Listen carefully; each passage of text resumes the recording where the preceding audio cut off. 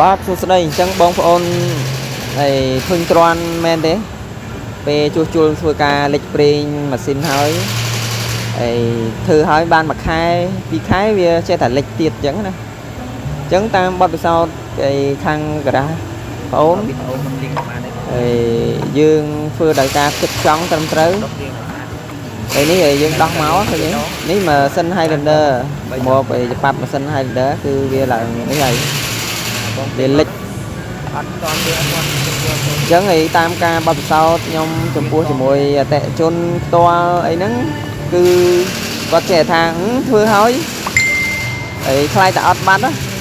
ព្រោះបងធ្លាប់ដូរកន្លែងគេបានតែមួយខែពីរខែអីលិចហើយអញ្ចឹងតាមបទពិសោធន៍យើងអត់ខ្លាចទេក្នុងការធ្វើហើយចំពោះលិចប្រេងនេះព្រោះយើង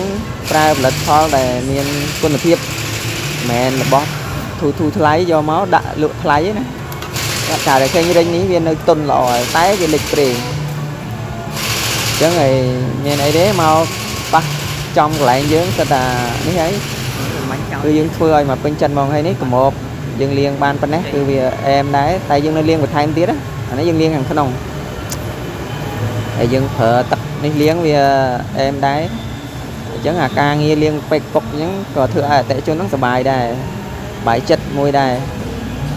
ហើយនេះឧបករណ៍យើងប្រើមានឯ First Buzi ហើយនឹងឯ Ring ម៉ាក GB របស់ជប៉ុន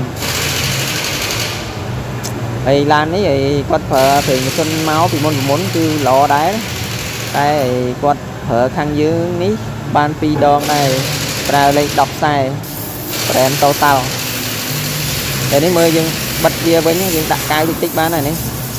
ឃើញវាខ្ចីញ៉ាញ់ឡើយអញ្ចឹងបងដែលមានបញ្ហាលិចប្រេងលិចអីអាចសួរព័ត៌មានបានហើយការប្រើផលិតផលយើងគឺយើងធ្វើឲ្យយើងមានផលិតផលនេះអញ្ចឹងការប្រសិទ្ធភាពការងារយើងគឺ 100% ហ្មងអរគុណ